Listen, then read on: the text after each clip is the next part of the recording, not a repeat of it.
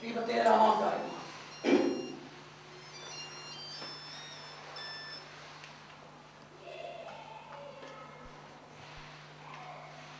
The topic selected today is War for a Warless World, and instead of theoretical outlook, we have taken the choice of bringing down to practically possible. It is the pragmatic outlook.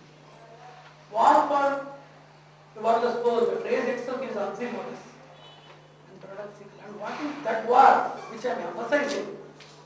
And what is that war that is not to be done or that is not to be made upon?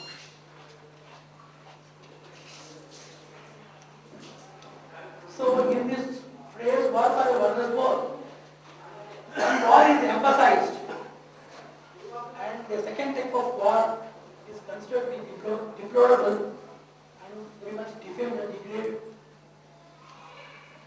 The war that is necessitated is a non-violent opposition, a strong and staunch conviction, and the war that is prohibited is a violent aggression.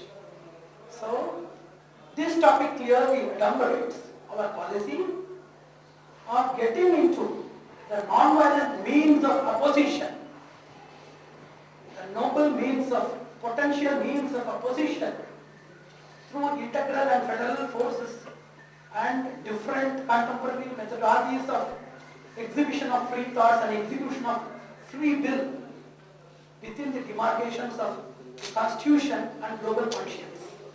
So, this type of war in which we are committed, in which we are integrated, in which we are staunch, must be organized for abolishing that type of war which is to be prohibited, which claims the lives of innocent. War, it is such a fiendish force. It is the most cruel force. It has tasted the blood of uncounted youth. It has claimed the lives of innumerable innocents. It has increased the number of widows, orphans, homeless and helpless. It has bulldozed lot of civilizations, beauties and prides of our ancestral history. It has created untold, perpetual threat in the minds of people, in their security and survival and happiness. War. It has been, no doubt, created by nations, ignorance. War is an outburst of ignorance. Ignorance produces you conflict. Uncared, untuned, and unsettled conflict becomes hostility. Hostile forces associated with power and tools of power, they wage war.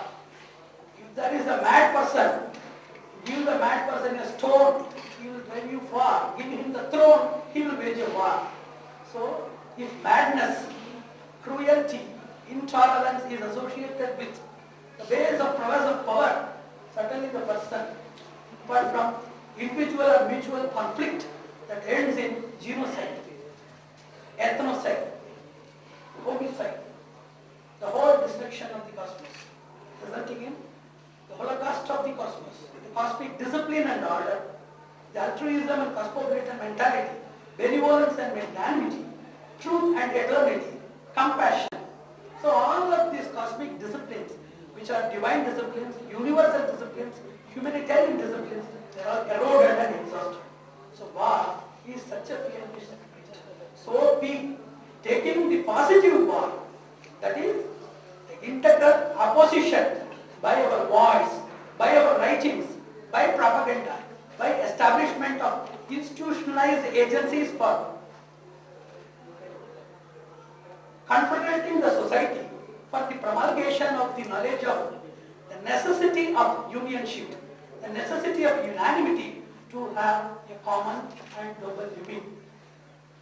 As rightly told by Roosevelt, we have only two options: to live together or to die together. So we can collectively have a survival if we negotiate and establish the relations by conflict resolutions, or totally collectively can die if it is not settled, if aggressive methodologies are adopted. So war is such a fiendish script. And Martin Luther King, a creative thinker, he clearly defined war is not the problem between violence and non-violence. It is the combat between violence and non-existence. He interpreted it is not between violence and non-violence. It is between violence and non-existence. You can either be violent, not totally be free from the cosmic scene. So such a war, which has taken its negative route, which has been irrigated by now knowledge, the power of knowledge. So I have told, ignorance creates misunderstandings, which are conflicts. Conflicts in micro level will become war.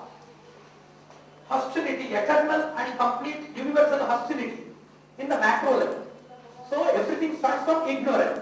Now the most pitiable thing is, this type of war which has been initiated by nations or ignorance is now fostered by, nourished by knowledge, that is science and technology. Now which supports this war, which has magnified this war, which has magnified the products, impact, effects, tools of war, everything is done by the same science and technology. Because the systems are having no foolproof and evil-proof techniques. They are ambivalent. They can either be used as a constructive tool or as a destructive weapon. If I cut wood by an axe, then it is a tool. If I behead somebody, it becomes a weapon. So, initially, each and every person at the antediluvian stage of human evolution, it has been indubitably used for a person's survival. A person's survival is necessitated when he learns that he is interested in getting expansion of his survival limits. Then he understood the nature and made some tools from nature, from his instinctive exposition. He made some tools for his survival, for his food, for his shelter. He made some type of things. For example, to get logs, he has to cut wood.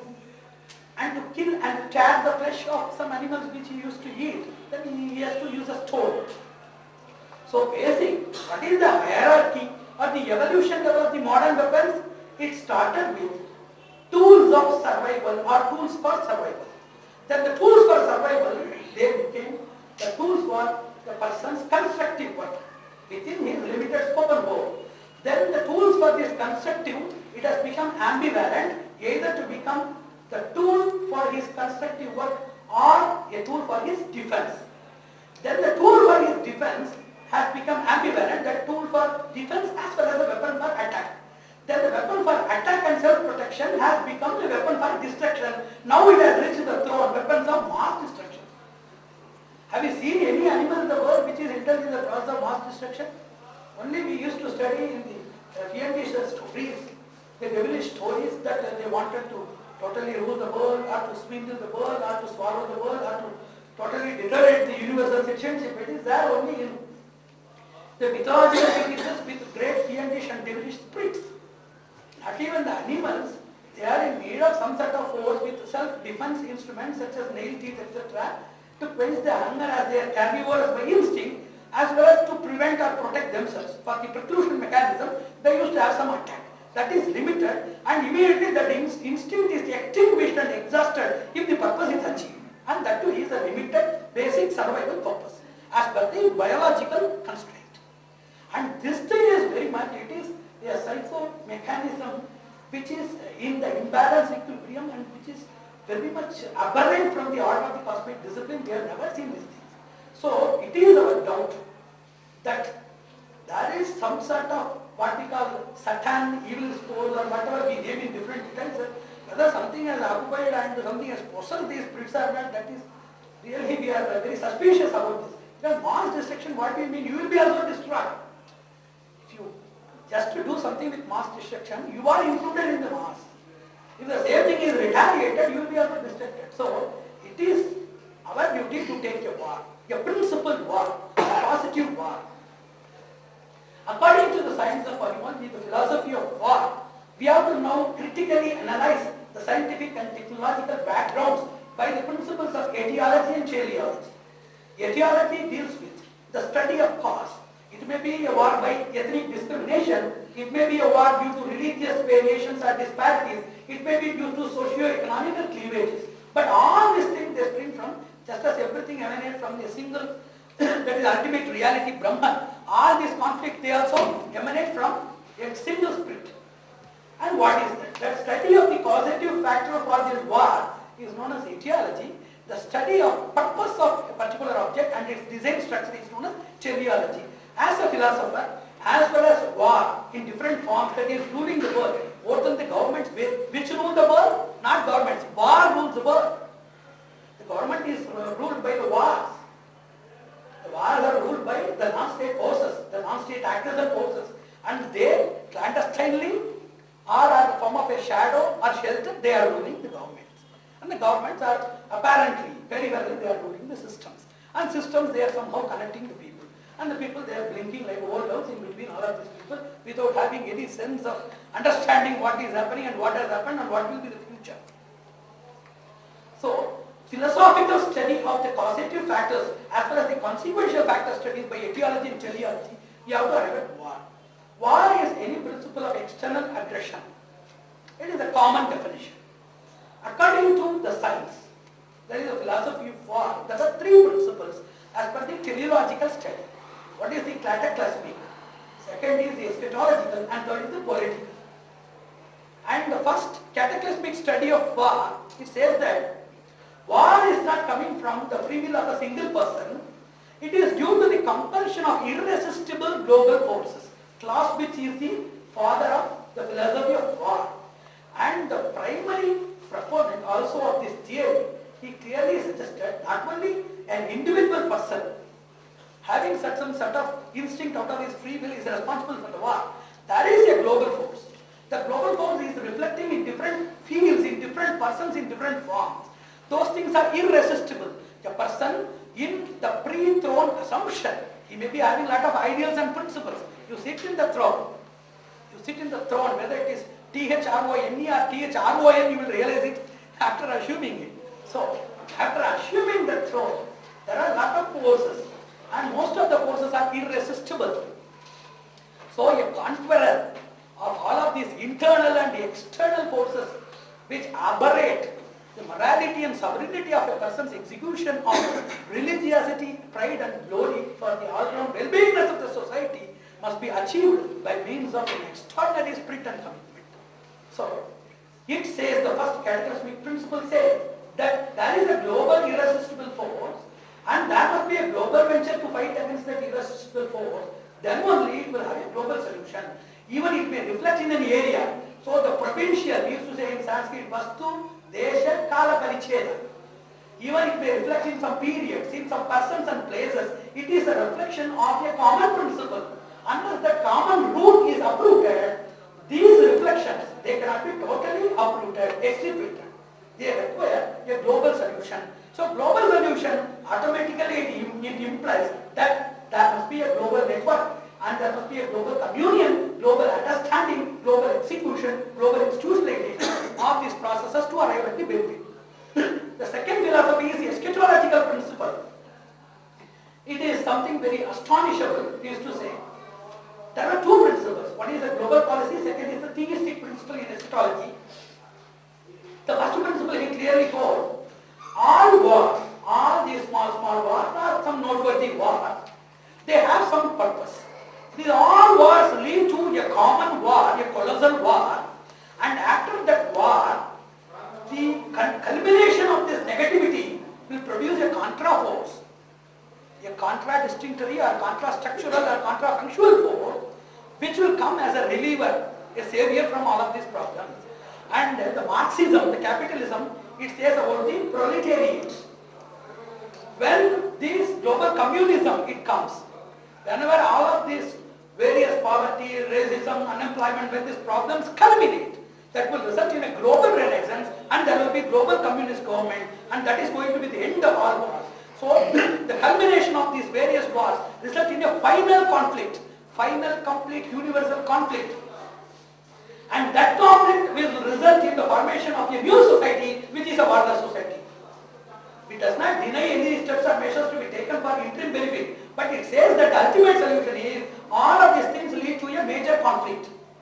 And also in theses in Bible or various other religious treatises, they used to say, when the immorality, it reaches its peak, then there will be a controversial morale, the personification of morale, which is the Messiah, which may be told in in the Armageddon principle of the Christianity, they used to say that the war between the worlds, the war between all forces, that is known as the complete dissolution or Mahapralaya, whatever you call.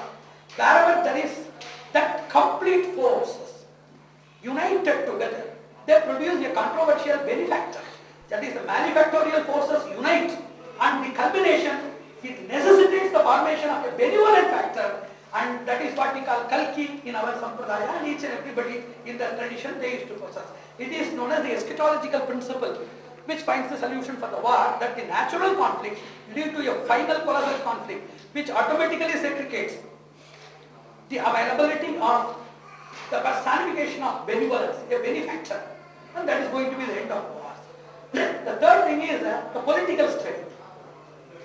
According to political study, it has been defined that war is the rational instrument of national policy. Clausewitz he told, war is the rational instrument of national policy. So it means that it must be rational. It must be rational. It must be an instrument. Instrument has its purpose.